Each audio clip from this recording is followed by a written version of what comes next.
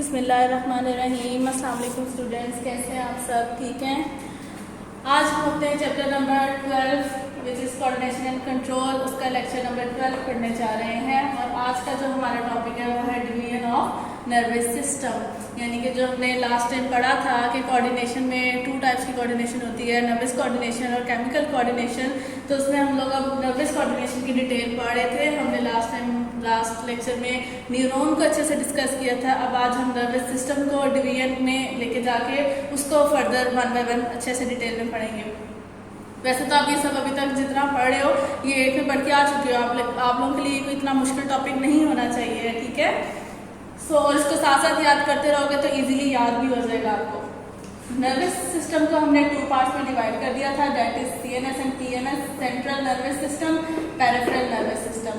फिर हमने central nervous system को आगे 2 में डिवाइड किया, that is brain and spinal cord. Brain की अगर हम स्टडी करते हैं तो ब्रेन को हम 3 पार्ट्स में डिवाइड करते हैं, fore brain, midbrain and hind brain. Fore brain के अगेन 3 पार्ट्स हैं, thalamus, hypothalamus, cerebrum. Mid brain एक रेले सेंटर है, तो इसका कोई पार्ट नहीं है। हाइंड ब्रेन के भी 3 पार्ट्स हैं, medulla oblongata, cerebellum and pons, ठीक है। इनकी डिटेल अभी हम बुक से पढ़ते हैं। मैं यहाँ पे पिक्चर में भी आपको सब बता देती हूँ कहाँ कहाँ कौन सी चीज़ है। इसके बाद हम पढ़ेंगे रिफ्लेक्स एक्शन का टॉपिक, जिसमें हम रिफ्लेक्स आर्क को स्टडी करेंगे कि रिफ्लेक्स आर्क क्या होती है, कैसे होती है। इन सब को में हम लोग पेरिफेरल नर्वस सिस्टम के बारे में भी पढ़ेंगे कि हमारी बॉडी में कितनी नर्व्स हैं, कहाँ से जो नर्व्स ओरिजिनेट हो रही है उनके क्या नेम्स हैं।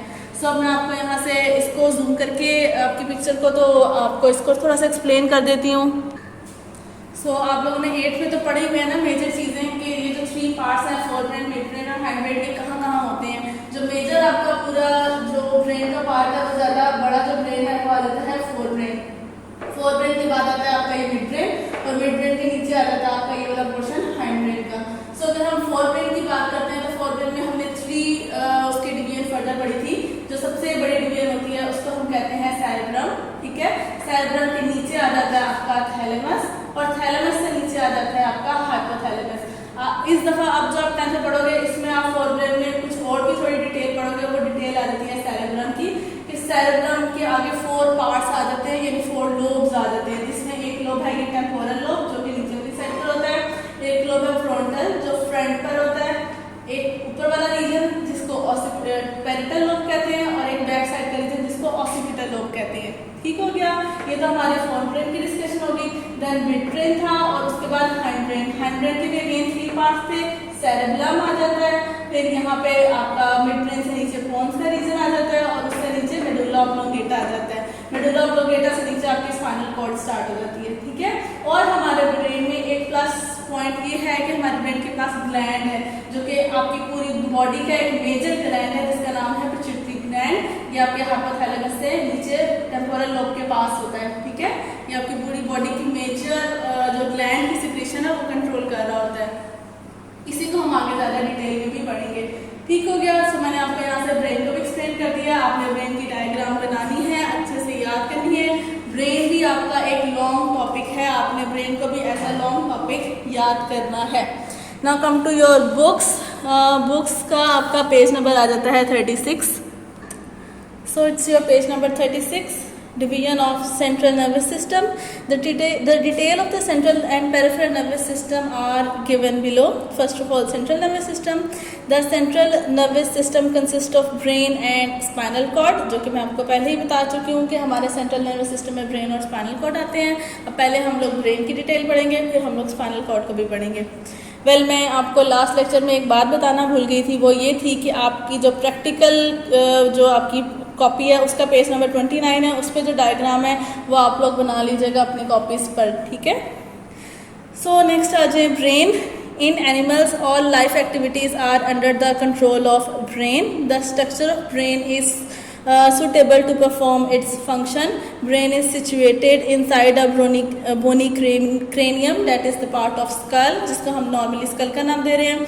वो यहाँ पे ये कह रहे हैं कि एनिमल्स के अंदर यानी हम भी एनिमल्स ही हैं, ठीक है। हम खुद को भी ले लो और एनिमल्स कैट डॉग्स को भी ले लो। सो उन सब में जो डिसीजन मेकिंग एबिलिटी रखता है, जो पूरी बॉडी को कंट्रोल कर रहा होता है, वो क्या है, वो ब्रेन है। और वो कह रहे हैं कि ब्रेन ही है जो पूरी बॉडी के सारे फंक्शंस को परफॉर्म कर रहा होता है या करवा रहा होता है। अब वो फिर ब्रेन के स्ट्रक्चर के बारे में बताने लगे हैं। तो उन्होंने फर्स्ट ऑफ ऑल बताया कि ब्रेन जिस स्ट्रक्चर के अंदर प्रेजेंट है, आज तक आपने उसको नाम दिया था स्कल का, जो जनरली हर कोई बोलता है, लेकिन आपकी साइंस की लैंग्वेज में उस स्कल को नाम देते हैं क्रेनियम, ठीक है। नेक्स्ट पेज पे आ जाए आपका, page number 37। Inside cranium brain is covered by 3 layers called meninges, यानी क्रेनियम के अंदर स्कल से नीचे 3 लेयर्स आ जाती हैं जिनको हम मेनिंग्स का नाम देते हैं। Meninges protect brain and also provide nutrients and oxygen to brain tissue through their capillaries. अब वो यहाँ पे क्या कर रहे हैं, एक तो वो ब्रेन को प्रोटेक्ट कर रही हैं। फॉर इंस्टेंट अगर कोई एक्सीडेंट हो जाता है, ठीक है, ये कुछ ऐसा होता है कि आपके ब्रेन को हार्ड ऑब्जेक्ट लगता है, यानी आपका ब्रेन रोड के साथ लग गया, वॉल के साथ लग गया, किसी गाड़ी के साथ या किसी भी चीज़ के साथ लगा है, आपके ब्रेन को झटका यानी शॉक फील हुआ है, तो अगर ये मेनिंग्स नहीं होंगी तो आपकी जो अंदर आपका ब्रेन है वो स्कल के साथ जाके लगेगा, ठीक है। और स्कल बोन है आपकी, वो बोन से बनी हुई है। सो जब आपका ब्रेन स्कल के साथ जाके लगेगा तो ब्रेन को इंजरी हो सकती है, ब्रेन डैमेज हो सकता है। सो अल्लाह ताला ने ब्रेन को बचाने के लिए, स्कल से भी बचाने के लिए, एक तो स्कल तो वैसे प्रोटेक्शन दे रही है, अगर शॉक कोई लगता है तो अगर स्कल नहीं होती है तो डायरेक्ट आपका ब्रेन डैमेज होगा, उसको बचाने के लिए अल्लाह ताला ने पहले स्कल बनाई। अब स्कल से भी बचाने के लिए अल्लाह ताला ने ब्रेन से और स्कल के बीच में 3 लेयर्स दी हैं जिसको हम मेनिंग्स का नाम दे रहे हैं। सो पहले तो वो उस शॉक को थोड़ा सा, यानी ब्रेन को प्रोटेक्ट करती हैं, उस शॉक को थोड़ा सा कम करती हैं कि अगर कुछ शॉक लगता भी है तो पहले उस शॉक को स्कल से गुजरना पड़ेगा, स्कल के बाद उन 3 मेनिंग की लेयर से गुजरना पड़ेगा, फिर ब्रेन तक आना पड़ेगा, ठीक है। इसके अलावा वो कह रहे हैं कि मेनिंग सपोर्ट प्रोवाइड करने के बाद न्यूट्रिएंट्स और ऑक्सीजन भी ब्रेन को प्रोवाइड कर रही होती हैं। इसके ऊपर क्वेश्चन शॉर्ट बन जाता है। The brain contains fluid-filled ventricles that are continuous with the central canal of spinal cord. Fluid within ventricles and central canal is called cerebrospinal fluid. अब वो कह रहे हैं कि इन मेनिंग्स के अंदर अल्लाह ताला ने फ्लूइड भी, यानी हल्का सा लिक्विडिश मटेरियल भी डाला है। लिक्विड शॉक को एब्जॉर्ब कर लेता है और आगे तक प्रॉपर, यानी जिस प्रेशर से शॉक आया था उस प्रेशर का नहीं जाता, कम जाता है, ठीक है। सो अगेन अल्लाह ताला ने लेयर्स के साथ साथ वहाँ पे लिक्विड मटेरियल भी रख दिया है ताकि ब्रेन तक कम से कम शॉक पहुँचे, ठीक हो गया। यहाँ तक उन्होंने ब्रेन की आउटर कवरिंग बताई थी, अब आगे वो डिटेल बताने लगे हैं। The division of brain, there are 3 major regions in the brain of human and other vertebrates, यानी कि अगर आप ह्यूमन की भी बात करते हो या बाकी किसी वर्टिब्रेट की बात करते हो तो इनमें कितने रीजन्स हैं ब्रेन में, 3 रीजन्स हैं, ठीक है, जो हमने अभी पढ़े भी हैं। क्या क्या नाम था उनका, forebrain, hindbrain and mid brain. So first of all, अच्छा भी ऊपर है, these are forebrain, midbrain and hindbrain. Important parts of each of these regions are described below. Forebrain is the largest area of brain. It is most highly developed in human. Following are the important parts of this region. Diagram को अगर आप देखो तो diagram में भी हमने देखा था कि फोरब्रेन ही सबसे ज़्यादा है, मिड ब्रेन छोटा सा है और हाइंड ब्रेन थोड़ा सा as compare to midbrain बड़ा है, लेकिन सबसे ज़्यादा बड़ा आपका फोरब्रेन ही है और उसमें भी सबसे बड़ा क्या है, सेरेब्रम। सो फोरब्रेन के 3 parts, thalamus, hypothalamus, cerebrum. Thalamus lies just below cerebrum, cerebrum से नीचे है thalamus. It serves as a relay centre between various parts of brain and spinal cord. Relay centre यानी यहाँ पे जो भी मैसेज है वो आता है, थोड़ी देर के लिए रुकता है और फिर आगे जो अप्रोप्रिएट पोजीशन जहाँ जाना है, सपोज सेरेब्रम में जाना है, सेरेब्रम के फ्रंटल लोब में जाना है या टेम्पोरल लोब में जाना है, जहाँ भी जाना है फिर वो चला जाता है। It also receives and modifies sensory impulses except from nose. इसके पास सेंसरी ऑर्गन्स से जितनी भी सेंस करके सेंसरी नर्व्स मैसेजेस लाती हैं वो सब यहाँ पे लेकर आ रही हैं थैलेमस के पास, ये उनको देखता है, लेकिन जो नोज से आ रही होती है वो नहीं देखता, नोज वाली यहाँ पर नहीं आती है, वो सेरेब्रम के पास जाती है। Thalamus is also involved in pain perceptions and consciousness. जो थैलेमस है इसका काम एक तो मैसेजेस को रिसीव करना है, रिले सेंटर भी है, प्लस इसमें एक और ये काम करता है कि ये पेन यानी कि दर्द जो फील होता है उसको भी यही डिटेक्ट करता है। और इसके अलावा आपने कब सोना है, कब जागना है, आपको नींद कब आ रही है, आप बेहोश होना है, नहीं होना, कब होना है, ठीक है। सो ये जो सोने जागने वाली कैफियत है आपकी, इसको भी आपका थैलेमस ही कंट्रोल कर रहा है। उसके बाद hypothalamus. Hypothalamus lies above mid brain and just below thalamus, यानी कि मिड ब्रेन से ऊपर है और थैलेमस से नीचे है। इन ह्यूमंस इट इज़ रफली the size of an almond. हमारे अंदर जो हाइपोथैलेमस है इसका साइज एक छोटे से बादाम के जितना है, ठीक है। One of the most important function of hypothalamus is to link nervous system and endocrine system. इसका जो एक मेजर इंपॉर्टेंट फंक्शन है, ये क्या करता है, हमारे जो दोनों सिस्टम है, नर्वस सिस्टम और एंडोक्राइन सिस्टम, इनको आपस में लिंक करता है। अगर आपने डायग्राम देखा हो तो हाइपोथैलेमस से नीचे ही पिट्यूटरी ग्लैंड भी है, ठीक है ना। सो जो मैसेजेस सेंट्रल नर्वस सिस्टम तक आते हैं, जिन्होंने फर्दर आगे ग्लैंड्स को यानी कह लें कि स्टिमुलेट करना होता है, हिलाना जलाना होता है कि अपना काम करें, सो उसमें हाइपोथैलेमस अपना एक मेजर रोल प्ले करता है। इसके अलावा कह रहे हैं it also control feelings such as rage, pain, pleasure and sorrow. इसके बाद आपकी जो फीलिंग्स है, आपने कब हंसना है, कब रोना है, कब गुस्सा करना है, कब दर्द होनी है, ये चीज़ें भी ये फील करता है, यानी इन चीज़ों को भी स्टिमुलाई को डिटेक्ट करता है और आपको आगे बताता है इनके बारे में, ठीक है। आपने कब किसकी बात पे हंसना है और किसकी बात पे रोना है।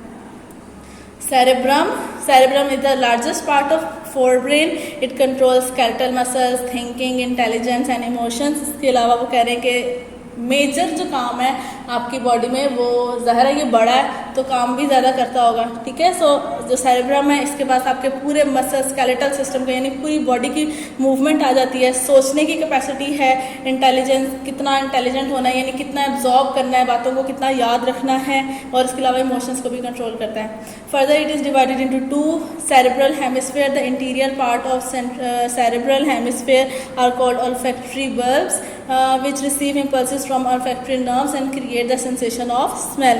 इसके बाद वो कह रहे हैं कि सेरेब्रम को 2 में डिवाइड किया गया है। जो हम डायग्राम देखते हैं, ये अगर आप शीशे में टेढ़े खड़े होते हो, अपनी वन साइड जो देखते हो, हम जो वन साइड आपको नज़र आ रही होती है अपनी ब्रेन में, मिरर में ब्रेन की, वही हम लोग डायग्राम में भी बनाते हैं। लेकिन अगर आप सीधे खड़े होते हो मिरर में, खुद का फेस देख रहे होते हो, तो वहाँ पे आप अपने ब्रेन को भी लेफ्ट और राइट 2 हिस्सों में डिवाइड कर दो, ठीक है। तो जो 2 हिस्सों में डिवाइड करोगे, सेरेब्रल हेमिस्फीयर भी इसी तरह साइंटिस्ट ने इसको भी इसी तरह 2 में डिवाइड कर दिया, ठीक है। एक राइट साइड पे आ जाता है, एक लेफ्ट सेरेब्रल हेमिस्फीयर आ जाता है। इसके अलावा वो कह रहे हैं कि इंटीरियर रीजन, यानी जो फ्रंट वाली साइड होती है, वहाँ पे ऑल्फैक्टरी बल्ब्स हैं। ऑल्फैक्टरी बल्ब्स ऐसा रीजन है जहाँ जो नोज से नर्व्स लेकर आ रहा है, ठीक है। हमने पढ़ा था ना कि थैलेमस बाकी सारी सेंसरी जो ऑर्गन्स है वहाँ से मैसेजेस को रिसीव करता है, लेकिन नोज से नहीं करता। सो नोज से सेरेब्रम जो है यहाँ पर सारी नर्व्स आ रही हैं, और वो फिर इसको चेक करके तो ये आपको बताता है स्मेल करके कि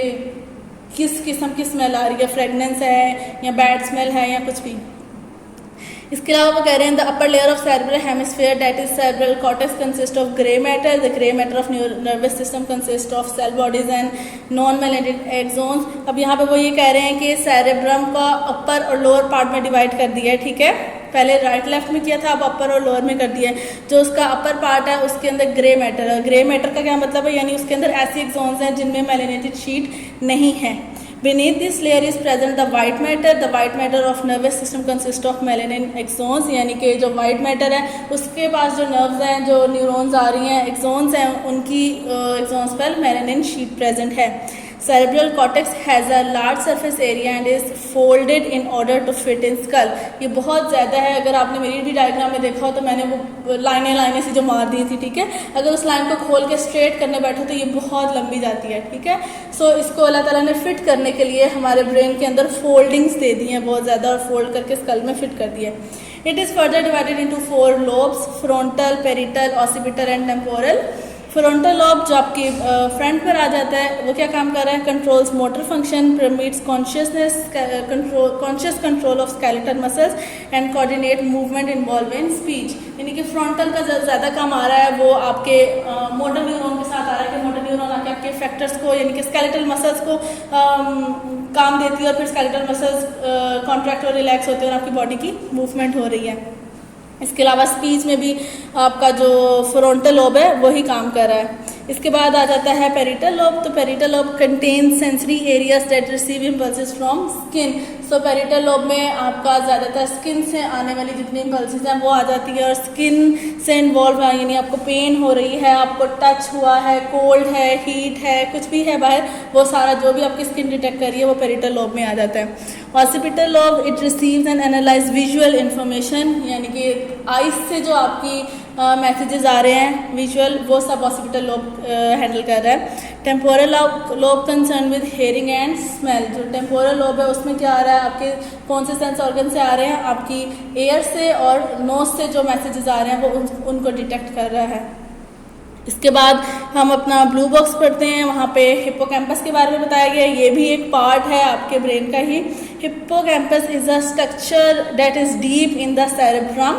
it function for the formation of new memories, यानी कि जो नई यादें होती हैं ये वो बनाते हैं। People with a damage hippocampus can not remember things that occur after the damage but can remember things that had occurred before damage. Sometimes ऐसे होता है ना, किसी को एक्सीडेंट हुआ है या कुछ ऐसा ब्रेन में कुछ डैमेज हुआ है तो जी पुरानी सारी बातें याद है, नई बातें भूल गए हैं, ठीक है। तो जो पुरानी याद है, नई बातें भूल गए हैं, इसका क्या मतलब है कि उनके हिप्पोकैम्पस में डैमेज आ गया है, वो ख़राब हो गया है, जिसकी वजह से वो पुराना तो सब उन्हें याद है, लेकिन जो न्यू मेमोरीज बनने वाली थी वो सब वो भूल रहे हैं, उनको वो याद नहीं रह रही हैं।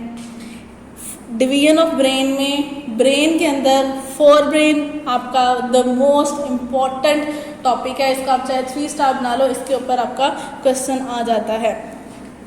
नेक्स्ट पेज पे आ जाए, page number 38, mid brain.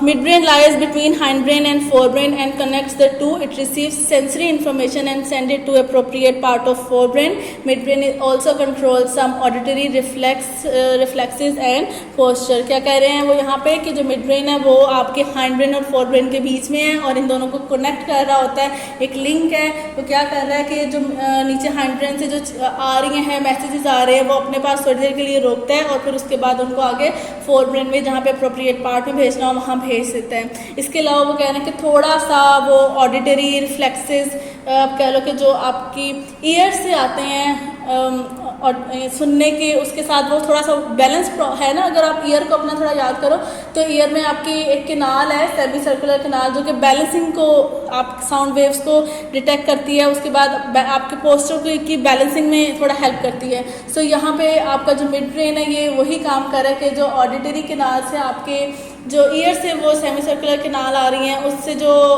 Waves hit कर रही हैं और जो बैलेंसिंग का पोस्चर क्रिएट करती हैं, वहाँ से जो वो मैसेजेस आपका ब्रेन रिसीव कर रहा है, तो ब्रेन उन मैसेजेस को रिसीव करके आपके पोस्चर को सीधा करता है कि आपने बेंड होना है, टेढ़े होना है, नीचे जाना है, ऊपर आना है। आपका जो पोस्चर है, बैलेंस है आपकी बॉडी का, उसको चेक कर रहा है, ठीक है। ये आपकी डायग्राम भी आ गई है, आपने डायग्राम को अच्छे से याद करना है। उसके बाद आप आ जाए नीचे अपने हाइंड ब्रेन पर। Hindbrain consists of 3 parts, that is medulla oblongata, cerebellum, pons. Hindbrain consists of 3 major parts. Medulla oblongata, it lies on the top of spinal cord. It controls breathing, heart rate and blood pressure. यानी कि वो एक तो ये कह रहे हैं कि आपकी स्पाइनल कॉर्ड से थोड़ा ऊपर होता है मेडुला ऑब्लोंगेटा। इसकी फंक्शनिंग क्या है कि ये आपके सांस लेने को यानी ब्रीदिंग को कंट्रोल कर रही है, आपका हार्ट रेट, दिल का धड़कना, उसको कंट्रोल कर रही है, और ब्लड प्रेशर कि अगर हार्ट रेट ज़्यादा है तो ब्लड प्रेशर क्या है, अगर हार्ट रेट कम है तो क्या है। It also control many reflexes such as vomiting, coughing, sneezing etcetera. आपके जो रिफ्लेक्सेस कहते हैं अचानक से यानी फ़ौरन से हो जाने वाले काम को, ठीक है, जो विद इन सेकेंड, जैसे आपको छींक आई और छींक आपकी बगैर किसी यानी आपने सोच के नहीं की, सो ऐसा रिफ्लेक्स जैसा वॉमिटिंग आ गई है तो इन रिफ्लेक्सेस को भी मेडुला ऑब्लोंगेटा कंट्रोल कर रहा है। Information that passes between spinal cord and the rest brain passes through medulla, यानी ऊपर फोर ब्रेन तक जाने तक भी जो आपकी वो है मैसेजेस है वो हाइंड ब्रेन से होकर ही गुजरते हैं। हाइंड ब्रेन के कौन से पार्ट से? मेडुला ऑब्लोंगेटा से। देन आ जाता है cerebellum. Cerebellum is behind medulla, it coordinate muscle movement. Diagram देखो तो सेरेब्लम कहाँ पे है? मेडुला के बैक साइड पे है, पीछे की तरफ आ रहा है। सो वो कह रहे हैं कि इसका क्या काम है? ये आपके मसल्स की मूवमेंट को कंट्रोल कर रहा है। Pons is present on top of medulla, medulla के ऊपर है pons. It assist medulla in controlling breathing. ये क्या कर रहा है कि ये मेडुला ऑब्लोंगेटा को थोड़ा सा हेल्प कर रहा है ब्रीदिंग में, कंट्रोल ब्रीदिंग मैकेनिज्म को कंट्रोल करने में कि फास्ट होना है या स्लो होना है। It also serves as connection between cerebellum cerebellum and spinal cord. इसके अलावा वो सेरेब्लम और स्पाइनल कॉर्ड के बीच का एक रिले सेंटर भी है, यानी कनेक्शन है, दोनों को कनेक्ट भी कर रहा है। देन आ जाता है आपका blue box. The medulla oblongata, pons and mid brain connect the rest of brain to the spinal cord. They are collectively referred to as brain stem. उन्होंने बात की है कि आपके जो ब्रेन का ये नीचे वाला जो रीजन है, जो मेडुला ऑब्लोंगेटा है, जहाँ मिड ब्रेन भी आ रहा है, पॉन्स आ रहा है, ये सारे कनेक्ट यानी आपस में जुड़ के तो आपकी स्पाइनल कॉर्ड बना रहे हैं। सो आप ये भी कह सकते हो कि स्पाइनल कॉर्ड और ब्रेन के बीच में जो एक हल्की सी एक लॉन्ग सी ट्यूब है, इसको उन्होंने ब्रेन स्टेम का नाम दे दिया है। ठीक हो गया। देन आपका ब्रेन का टॉपिक हो गया complete. Forebrain, midbrain और हाइंड ब्रेन में से शॉर्ट आ जाता है, लेकिन forebrain as a long topic आ जाता है। Write a detail note on forebrain या write down the lobes of cerebrum. ठीक है, कुछ भी वो फोर ब्रेन के ऊपर ज़्यादा इंपॉर्टेंट है, फोर ब्रेन उस पर कुछ भी पूछ सकते हैं आपसे। फिर आ जाता है आपका spinal cord. The spinal cord is in fact a tubular bundle of nerves. It starts from brain stem and extended to lower back। के वो क्या कह रहे हैं कि आपका ये बंडल ऑफ की जोन्स हैं, नर्व्स हैं, जो कि कंबाइन हो रही हैं और आपके ब्रेन से निकल रही हैं और आगे फर्दर बॉडी में जा रही हैं, यानी लोअर बैक साइड पे, बैकबोन से नीचे, यानी आपकी पूरी बॉडी में आ रही हैं। Like brain, spinal cord is also covered by meninges. जैसे ब्रेन को अल्लाह ताला ने प्रोटेक्ट किया है, स्पाइनल कॉर्ड को भी लेयर्स दी हैं, उसको भी प्रोटेक्ट किया है, और जिस कवरिंग से प्रोटेक्ट किया उसका नाम भी मेनिंग्स ही है। The vertebral column surrounds and protect spinal cord. इसके अलावा स्पाइनल कॉर्ड अंदर है, स्पाइनल कॉर्ड के बाहर जो बोनी अल्लाह ताला ने जो कह लो के रखा है, स्ट्रक्चर दिया है, उसको फिर हम लोग क्या नाम दे देते हैं, वर्टिब्रल कॉलम का। ठीक है, यानी बैकबोन का। आपकी बैकबोन के अंदर आपकी स्पाइनल कॉर्ड प्रेजेंट है। हाँ, नेक्स्ट आ जाते हैं। The outer region of spinal cord is made of white matter containing melanin region. The central region is butterfly shape that surrounds the central canal. It is made of grey matter containing neuron and cell bodies. अगर आप diagram को भी देखो तो ये बाहर वाली side आपका सारा वाइट मैटर आ रहा है और अंदर वाली तरफ सारा ग्रे मैटर आ रहा है। और ये मैं आपको पहले ही बता चुकी हूँ कि वाइट मैटर में मेलानिन शीट्स प्रेजेंट है और ग्रे मैटर में नॉन मेलानिन शीट्स प्रेजेंट हैं। 31 pair of spinal nerves arise along spinal cord. So spinal nerves कितनी जा रही हैं स्पाइनल कॉर्ड से? 31 जा रही हैं। इसको याद रखना है, एमसीक्यूज में आ जाता है। These are mixed nerves because each contain axons of both sensory and motor neuron. So क्या कह रहे हैं वो कि जो स्पाइनल नर्व से जहाँ से जनरेट हो रही हैं, यहाँ पे मिक्स नर्व प्रेजेंट है, क्योंकि यहाँ पे आपकी सेंसरी न्यूरॉन और मोटर न्यूरॉन के दोनों के ही एक्सोन प्रेजेंट हैं।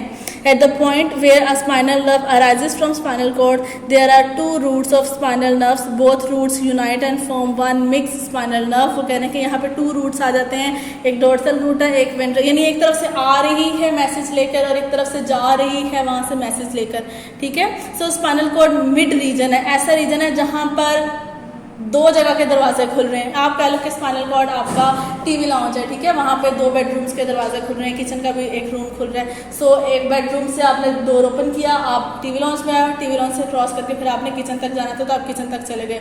सो वो यहाँ पे ये कह रहे हैं कि आपका जो ये स्पाइनल कॉर्ड का रीजन है, ये ऐसा रीजन है जहाँ पे आपका मैसेज रिसीव हो भी रहा है और आगे फर्दर डिसीजन मेकिंग करने के बाद इफेक्टर्स तक जा भी रहा है। सो उन्होंने उसको 2 रूट्स बना दिए हैं, dorsal root and ventral root. The dorsal root contains sensory axons and a ganglia where cell bodies are located, while the ventral root contain axons of motor neuron. यानी ventral root से जा रहे हैं और dorsal root से messages आ रहे हैं। Clear है यहाँ तक आपको?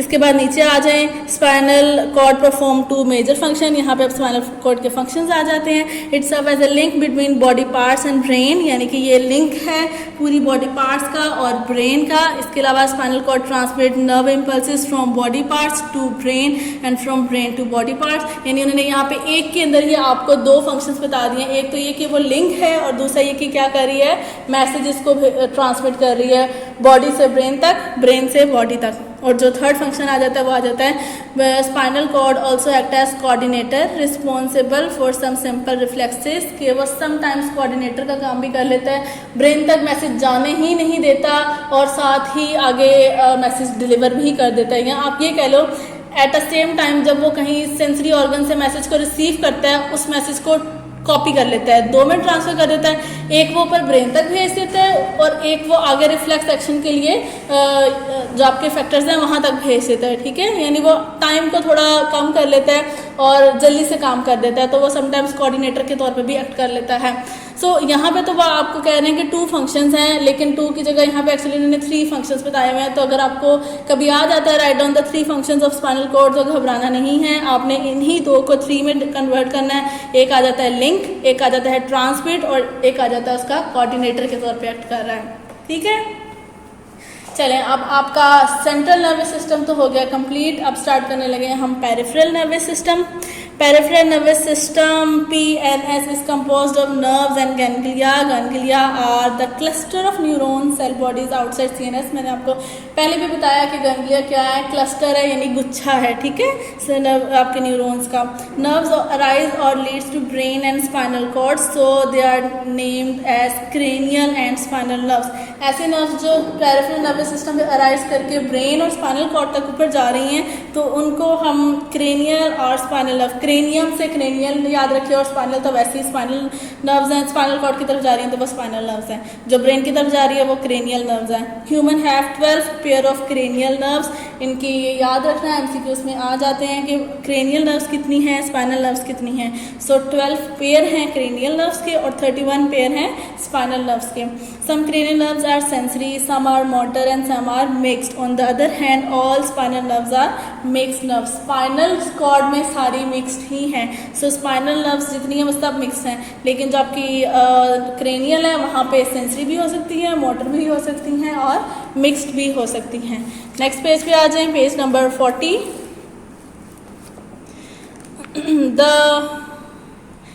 The cranial and spinal nerves make 2 pathways, that is sensory pathway conducting impulses from receptors to CNS and motor pathway conducting impulses from CNS to effectors. Motor pathway makes 2 system. इसके अलावा वो कह रहे हैं कि cranial और spinal nerve 2 pathway बना रही हैं। एक आ जाता है sensory pathway यानी कि आपके sensory organ से coordinator तक आना, और दूसरा motor pathway यानी कि coordinator से आगे आपके effectors तक लेकर जाना। सो मोटर पाथवे में वो कह रहे हैं कि अगेन 2 सिस्टम आ जाते हैं। एक आ जाता है सोमैटिक नर्वस सिस्टम और एक आ जाता है ऑटोनॉमिक नर्वस सिस्टम। आपको इनके नेम्स भी इंडिकेट करें, जब आगे पढ़ोगे उसमें क्या है। ऑटोनॉमिक यानी कि ऑटोमेटिक हो रहा है, वो कंट्रोल में नहीं है। सोमैटिक समहाउ आपके कंट्रोल में है। Somatic nervous system, it is responsible for the conscious and voluntary action. It include all the motor neuron that conduct impulses from CNS to skeletal muscles. यानी कि ये वो एक्शंस हैं जो कि आपके कंट्रोल में है। वॉलेंट्री इनवॉलेंट्री याद है आपको ना, भूले तो नहीं हो। ये सब वॉलेंट्री एक्शंस हैं जो कि आपके कंट्रोल में है, जैसे कि स्केलेटल मसल का एक्शन आपके कंट्रोल में है। आपने दिल किया तो आप उठ के बैठे हो, दिल किया है तो ही आप चले हो, नहीं दिल किया आप बैठे हुए हो, मूवमेंट दिल कर रहा है तो करो, यानी आपके कंट्रोल में है ये, जबकि ऑटोनॉमिक आपके कंट्रोल में नहीं है। Autonomic nervous system, it is responsible for the activities which are not under conscious control. It consists of motor neurons that send impulses to cardiac muscles, smooth muscles and glands. वैसे तो दोनों ही ज़्यादा motor आपका motor neuron का system है, वही आगे उन्होंने 2 में डिवाइड किया है। सो आपके सोमैटिक के पास भी मोटर न्यूरॉन्स हैं और ऑटोनॉमिक के पास भी मोटर न्यूरॉन्स ही हैं, लेकिन जो सोमैटिक नर्वस सिस्टम की मोटर न्यूरॉन्स है वो स्केलेटल मसल्स तक जा रही हैं, और जो ऑटोनॉमिक की मोटर न्यूरॉन्स है वो आपके कार्डियक मसल्स या स्मूथ मसल्स या ग्लैंड्स तक जा रही हैं। Autonomic nervous system comprises of sympathetic system and parasympathetic system. Again इसको ऑटोनॉमिक उन्होंने फर्दर 2 में डिवाइड कर दिया है, जो कि है सिंपैथेटिक और पैरासिम्पैथेटिक नर्वस सिस्टम। अब इसमें क्या हो रहा है कि sympathetic nervous system prepare body to deal with emergency situations. This is often called the fight और flight response. During an emergency situation the system takes necessary actions, for example it dilates pupil, accelerate heart beat, increase breathing rate and inhibit digestion. When stress and the parasympathetic nervous system takes action and normalize all the function. It causes pupil to contract, promotes digestion and slow the rate of heartbeat and breathing rate. ठीक है, कुछ समझ में आया? Sympathetic और parasympathetic उन्होंने autonomic में, यानी एक तो ये ऑटोमेटिक है, आपके कंट्रोल में नहीं है, सो इसको फर्दर उन्होंने डिवाइड कर दिया 2 में, सिंपैथेटिक और पैरासिम्पैथेटिक में। सिंपैथेटिक में क्या हो रहा है, जो अचानक होने वाली चीज़ें हैं, जैसे आपने रात के टाइम हो और आपने अचानक से यानी जो डर लगता है, हॉरर मूवी देखी और एकदम से जो डर गए हो, आपकी हार्ट बीट तेज़ होगी, आपका जो प्यूपल है यानी आपकी आंखें थोड़ी सी कह लो कि खुल सी गई हैं। सो ये वाली जो एक्शंस हैं ये आपका सिंपैथेटिक नर्वस सिस्टम कर रहा है। लेकिन अब इसको 5 मिनट गुजरे हैं, 10 मिनट गुजरे हैं, 15 मिनट गुजरे हैं, उसके बाद आप नॉर्मल भी तो हो जाते हो ना, हार्ट बीट नॉर्मल हो जाती है, आपकी आइज नॉर्मल आ जाती हैं। सो जो ये नॉर्मलाइज होना है इसको कहते हैं पैरासिम्पैथेटिक नर्वस सिस्टम, ठीक है। और जो आपका सिंपैथेटिक नर्वस सिस्टम है उसको फाइट और फ्लाइट रिस्पॉन्स भी कहते हैं या मैकेनिज्म भी कहते हैं, क्योंकि वो अचानक हो रहा होता है। और अचानक यानी आप जिस तरह फाइट कर रहे हो और फाइटिंग में आपकी हार्ट बीट तेज़ हो रही है, आपका आइस का वो एक गुस्से वाला जो एक चेहरा आ रहा है, ठीक है, यानी आप अचानक से कोई काम कर रहे हो। फ्लाइट के लिए जो जिनको फ्लाइट सिकनेस होती है वो फर्स्ट या सेकंड टाइम बैठ रहे हैं तो उनके साथ उनकी हार्ट बीट तेज़ हो जाती है। ये ऑटोमेटिक चीज़ें हैं, ठीक है। और इसमें आपकी डाइजेशन को स्टॉप कर दिया जाता है ताकि जो एनर्जी है वो सारी उस जगह पे फोकस हो सके जहाँ पे हार्ट बीट यानी तेज़ हो रही है। तो हार्ट के मसल्स को एनर्जी चाहिए है, या ब्रीदिंग रेट ज़्यादा हो रहा है तो लंग्स को चाहिए उस एनर्जी को। तो डाइजेशन वाला या जो बाकी एक्स्ट्रा काम हो रहे हैं जिनकी अभी बॉडी को ज़रूरत नहीं है, वहाँ से काम वो स्टॉप करके तो दूसरी जगह एनर्जी को शिफ्ट कर दिया जाता है। ठीक हो गया, यहाँ तक आपका आ गया पैराफेरल नर्वस सिस्टम, वो भी मैंने आपको सब समझा दिया। नीचे अगर आप ये ब्लू और पिंक वाला बॉक्स देखो तो उन्होंने आपके पूरे नर्वस सिस्टम को ही थोड़ा सा एक्सप्लेन कर दिया एज अ ट्री फॉर्म में। जो सेंट्रल नर्वस सिस्टम में ब्रेन और स्पाइनल कॉर्ड आ जाते हैं और पैराफेरल नर्वस सिस्टम में सारी क्रेनियल और स्पाइनल नर्व्स आ जाती हैं। अगेन उसको फर्दर 2 में डिवाइड किया है, सेंसरी पाथवे और मोटर पाथवे में। मोटर पाथवे में अगेन 2 में डिवाइड है, सोमैटिक और ऑटोनॉमिक। सोमैटिक जो आपके कंट्रोल में है, ऑटोनॉमिक जो आपके कंट्रोल में नहीं है। ऑटोनॉमिक में अगेन सिंपैथेटिक और पैरासिम्पैथेटिक वाला सिस्टम आ गया है। यहाँ तक का क्लियर हो गया।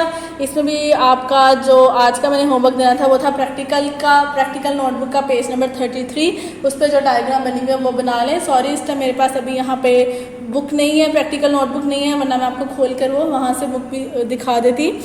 कोशिश करूँगी कि मैं आपको नेक्स्ट आपके लेक्चर में वो भी दिखा दूँ। नेक्स्ट आपका आ जाता है टॉपिक रिफ्लेक्स एक्शन का। When central nervous system sends impulses to muscles and glands, 2 type of actions are यानी एक्यूरेट यानी एक्शंस आर रिजल्टेड, यही कि वो कहने कि जब भी आप कोई भी काम करते हो आपका जो सेंट्रल नर्वस सिस्टम है वो मैसेजेस को रिसीव करके आगे सेंड करता है मसल्स और ग्लैंड्स को, तो वो 2 तरह के एक्शन परफॉर्म करते हैं। अब एक्शंस क्या हैं वो हम नेक्स्ट पेज पे पढ़ते हैं। The higher center of brain controls the conscious action और voluntary action, यानी कि जो आपका सेंट्रल नर्वस सिस्टम बेसिकली वो कह रहे हैं कि वो क्या काम करता है, वो आपके सारे कॉन्शियस होशो हवास में जो होने वाले एक्शंस हैं वो कंट्रोल कर रहा होता है। यानी जिसको हम कहते हैं ना डिसीजन लेना, सोचना समझना, वो कौन समझ रहा है, ब्रेन समझ रहा है। तो जो ब्रेन सेंट्रल जो सिस्टम है आपका सेंट्रल नर्वस सिस्टम का जो ब्रेन पार्ट है वो सारे आपके कॉन्शियस कंट्रोल जो एक्शंस हैं वो करता है। When impulses are not passed to the higher center of brain, that is यानी कि ब्रेन के पास अगर वो impulses नहीं गई हैं तो फिर क्या हो रहा है, it results in response which are not under conscious control. Such responses are called involuntary actions. Sometimes the involuntary responses produced by the CNS is very quick. Such a response is called reflex action. The pathway followed by the nerve impulses for producing a reflex action is called reflex arc. So वो जो 2 reflex action की उन्होंने कहा है कि types हैं वो कौन कौन सी हैं, वॉलेंट्री एक्शन और इनवॉलेंट्री एक्शन की। जब आपके हायर ब्रेन तक मैसेज पहुंचता है तो वो वॉलेंट्री होता है, वो सोच समझ के उसके ऊपर डिसीजन मेकिंग करता है। और जो CNS तक हायर ब्रेन तक नहीं पहुंचता है, स्पाइनल कॉर्ड ही उसके ऊपर एक्शन ले लेती है, उसको हम लोग इनवॉलेंट्री एक्शन का नाम देते हैं। ऑल्दो वो स्पाइनल कॉर्ड वो भेज देती है मैसेज आगे मोटर न्यूरॉन से इफेक्टर्स तक, लेकिन वो साथ में उस मैसेज को ऊपर ब्रेन तक भी पहुंचा देती है ताकि ब्रेन को पता तो होना कि उसने ये काम किया है, ठीक है। अब वो कह रहे हैं कि ऐसे एक्शन को रिफ्लेक्स एक्शन का नाम दे रहे हैं और ऐसा जो रिफ्लेक्स एक्शन जिस रास्ते से गुजर के जा रहा है उसको रिफ्लेक्स आर्क का नाम दे रहे हैं। सो डिफाइन रिफ्लेक्स आर्क आ सकती है। नेक्स्ट आता है the most common example of reflex action is the withdrawal of hand after touching a hot object. In this reflex action spinal cord act as coordinator. Heart stimulate temperature and heat stimulates temperature and pain receptors in the skin. A nerve impulse is generated which is carried by sensory neuron to the interneuron of spinal cord. From interneuron the impulse is passed to motor neuron which carry it to the muscles of arms. As a result the muscle contract to withdraw hand. During it other interneuron transmit nerve impulses up to the brain so that the person become aware of pain and what happened. कुछ explain करने की जरूरत है? I don't think so. ये वही example है जो मैं अभी कितनी दफ़ा एक्सप्लेन कर चुकी हूँ कि आप कप को हाथ लगाते हो या सडन कोई एक्शन होता है और उसका स्टिमुलाई आपकी स्किन डिटेक्ट करती है, वो मैसेज को ब्रेन तक पहुँचाती है, ब्रेन इफेक्टर तक, और इफेक्टर आगे रिस्पॉन्स क्रिएट कर लेता है.